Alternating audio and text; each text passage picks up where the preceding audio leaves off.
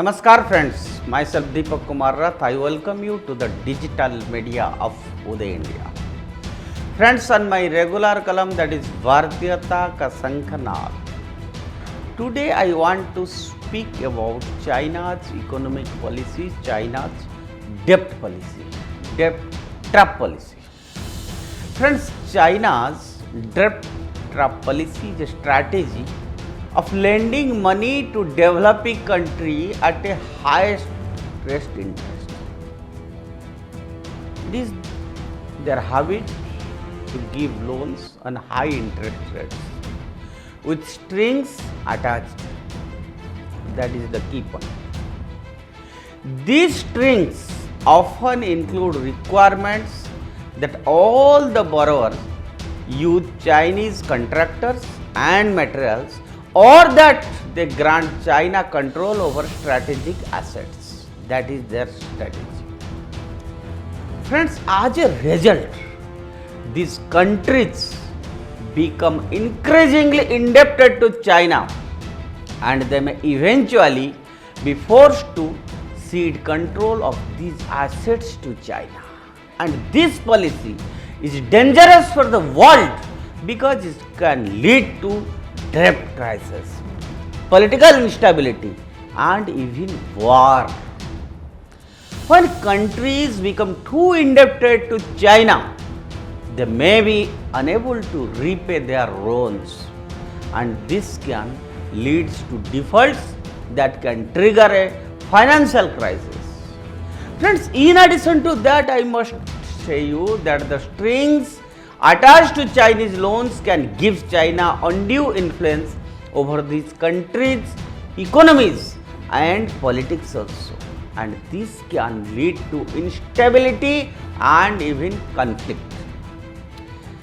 For example, I must tell you that Sri Lanka is currently in the midst of a debt crisis that is largely due to its borrowing from China. The country has borrowed billions of dollars from China for infrastructure projects such as port and highways.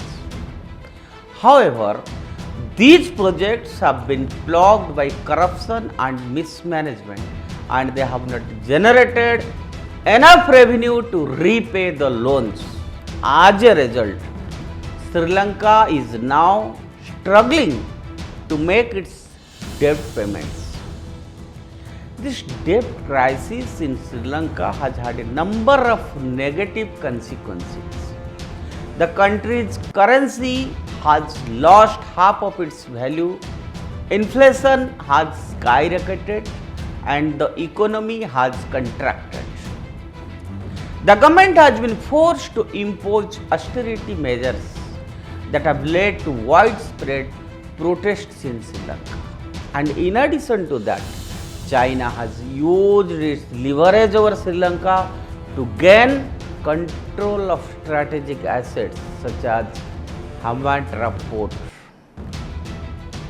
According to experts, China has always functioned like a shrewd moneylender, stepping in when a chance presented itself and picking its targets wisely. Friends, 70% of the countries receiving projects and loans lacked a good credit score or had none at all, leaving them with few, if any, and other options for receiving external money.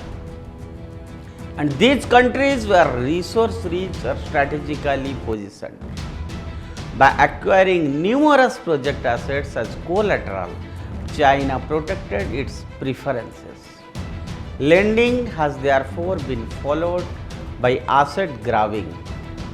Corrupting politicians were a key component of the plan, including Sri Lanka Rajapaksa family. The majority of African and Asian governments experienced problems after independence, and during post-World War II recovery, colonists just sucked up their finances. They were all in when China emerged, promising advantageous investment and simple loans. And using its own concept of strategic investments, China is supposedly currently forcing smaller countries to comply with its demands. According to observers, the situation in Sri Lanka is a prime example of China's approach to pursue its own strategic goals. The debt trap policy is a serious threat to the global economy. It can lead to debt crisis, political instability, and even war. So it is important to be aware of this policy and to work to prevent it from being used to exploit developing countries. So one must understand the debt trap of China. That's all for today. Bande Mataram.